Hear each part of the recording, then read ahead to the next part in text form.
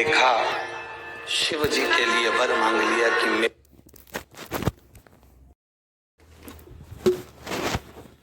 मेरे प्राण मेरे जब प्राण छूटे मेरे, अगर भगवान शंकर के पुत्र के द्वारा छूटे। महिषासुर की बहन ने कौन सा वर मांगा था? आप लोगों ने कथा सुनी थी। महिषासुर की बहन महिषी ने वर मांगा था कि शंकर और विष्णु के संतान के द्वारा मेरे प्राण छूटे। कौन हो गए थे? जम के बोलो, अयप्पा स्वामी। अब किसने वर मांग लिया? तारकासुर ने। मेरे प्राण छूटे भगवान शंकर के पुत्र द्वारा। जब विष्णु और शिव के पुत्र द्वारा उनके प्राण छूटे तो अयप्पा स्वामी प्रकट हुए और महिषासुर की बहन महिषी के प्राण हरे। अब तारकासुर के लिए शंकर भगवान के पुत्र के द्वारा मरूं। तारकासुर ने उपद्रव मचा दिया, हाहाकार सब दूर मच गया। जब हाहाकार मचा तब करे तो करे क्या? देवता एकत्रित हुए। शिव जी तो समाधि में लीन थे। क्यों? क्योंकि सती मैया जलकर भस्म हो चुकी थी, तो बहुत ज्यादा मन ठीक नहीं था।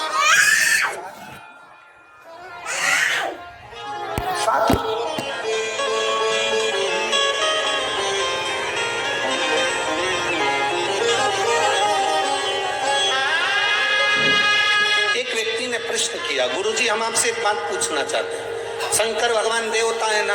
हाँ। देवाधिदेव महादेव है ना? हाँ। तो अपनी धर्म पत्नी सती के लिए इतने क्यों रोए?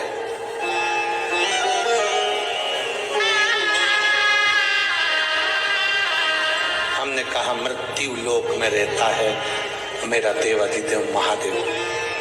पत्नी का आदर करना, सम्मान करना सारे देवताओं में अगर किसी से सीखना है तो देवाधिदेव महादेव से सीखो, जो पत्नी का आदर करना सिखाते हैं। पत्नी का आदर करना अगर कोई सिखाते हैं तो देवाधिदेव महादेव सिखाते हैं। त्र्यंबकेश्वर दर्शन करने गए हो? कौन कौन गया? अगर हाथ उठा। गए हो? ठीक है, रखो। शंकर भगवान कहां पर हैं? जमीन पर। बोलो है कि नहीं?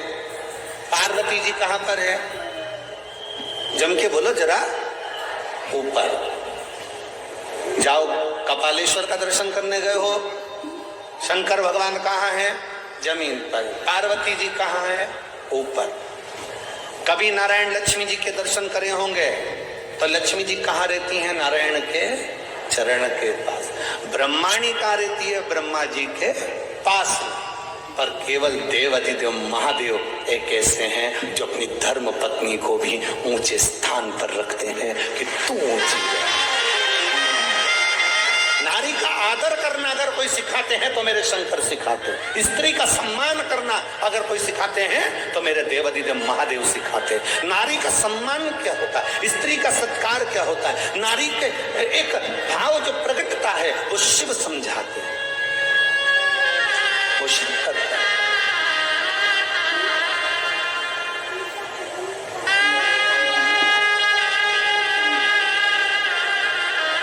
हम शिव जी से सीखें, हम देवाधिदेव महादेव से सीखें कि नारी का आदर, नारी का सम्मान, नारी का सत्कार क्या होता है।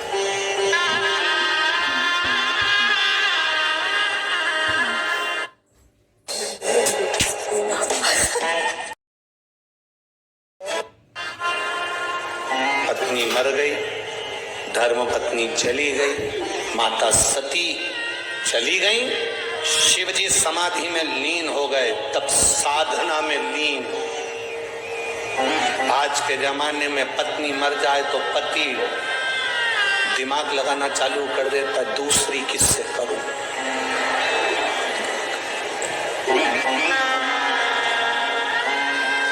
15-15, 16-16, 20-20 साल के बच्चे हो गए, लड़कियां कॉलेज पढ़ रही और इसको शादी करने की दाई लगा के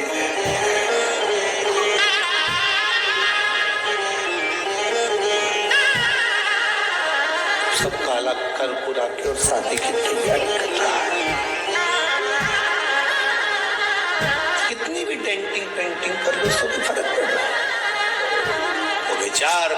कि मेरे को शादी करना। बेटी कॉलेज पढ़ रही है, बेटा कॉलेज पढ़ रहा है, उसको शादी। पत्नी चली गई, भगवान शंकर विवाह करने के लिए या तो नहीं, भगवान शंकर तब साधना में डूब गए। ये हमारा शास्त्र कहता है धर्म पत्नी के लिए शिव कितना आदर रखते होंगे सती के लिए कि नेत्र बंद करके बैठ गए।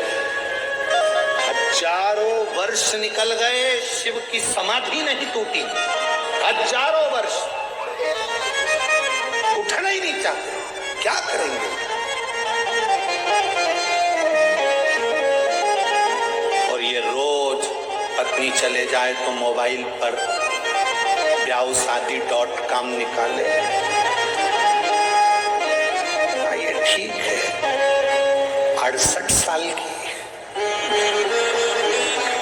तो मैं भी तो 76 का, ठीक।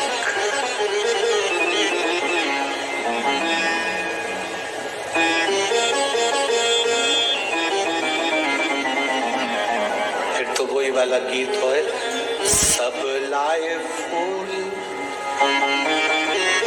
बुढ़ा गोदी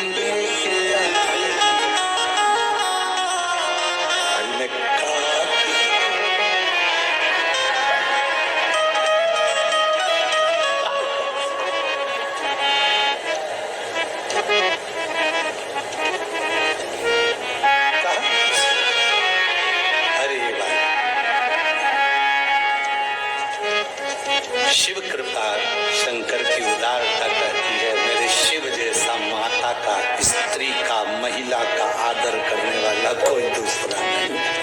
शिव जो आदर करते हैं स्त्री का, वैसा आदर कोई नहीं कर सकता। इसलिए शंकर भगवान स्त्री का आदर करते हैं, इसलिए केवल एक शिव जी की आरती ऐसी होती है जिसमें सारे देवताओं का गुणगान आ जाता है। ब्रह्मा विष्णु सदा जानत अविवेका, स्वामी जानत अविवेका, प्रणवाक्षर के ओम अक्षर के यह तीनों ओम जय शिवा ये शिव तत्व है।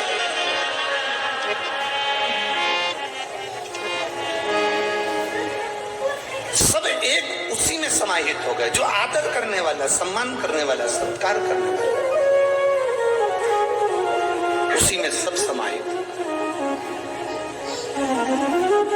शिव जी के नेत्र नहीं खुले, भेजा कामदेव को, भगवान शंकर का नेत्र खुल गया। कामदेव को समाधि तोड़ी, कामदेव को देखकर नेत्र क्यों खोले? शंकर भगवान सती के पति हैं, कामदेव रति का पति है।